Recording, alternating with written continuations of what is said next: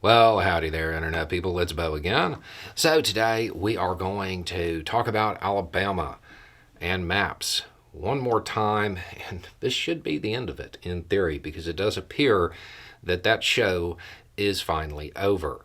A quick recap is basically the Republican Party in Alabama state officials have been trying to use maps that dilutes the power of black voters. It went to court repeatedly to include 2 trips to the Supreme Court after the state officials in Alabama were just like, no, we're not going to do what you said.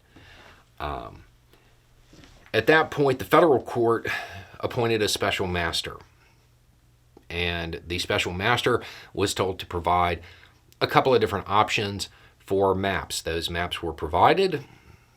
The 3-judge panel, I think it was 3 judges, chose one, and we now have it. The short version is the old map had Birmingham and Montgomery. If you're not familiar with Alabama, 2 of the 3 largest cities in Alabama. Incidentally, 2 cities that have a large black population. Had them in the same district.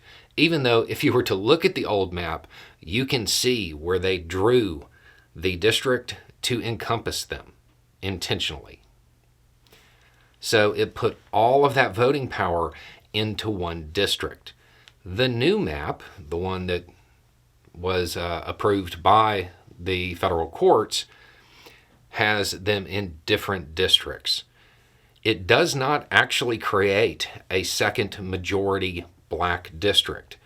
It's like 48.7% or something like that. It's incredibly close, which was what the ruling initially called for. So you have that in place now, and the Alabama Secretary of State, Wes Allen, he went on to say that for the 2024 elections, that map would be used. What he said was they would be run in accordance with the map the federal court has forced upon Alabama. Forced upon Alabama. Why are Republicans so opposed to this map? If it was a fair map, it shouldn't matter, right? If they really had support of the people, it wouldn't matter. But the reality is, by pushing all of black voting power into one district the way they did, it made it very hard for them to be represented. They were being ruled. Breaking those 2 cities up, in all likelihood, means that there will be another district, and it will flip blue. That district will probably flip blue during the next election. That is why gerrymandering matters. That's why it has to be opposed. Something as simple as them drawing a district to include 2 large cities. And if you pull up the map and look, you can see how there's little fingers that reach out to grab those 2 cities and bring them into one district. Stopping that might alter the outcome of the race. That's why it was drawn that way to begin with. The federal courts aren't trying to give the Democratic Party an edge. What they're trying to do is stop the Republican Party from ruling rather than representing. That's what was going on. Now, the Secretary of State does appear to have basically said, okay, we've been to the Supreme Court twice, we're not going to win this one.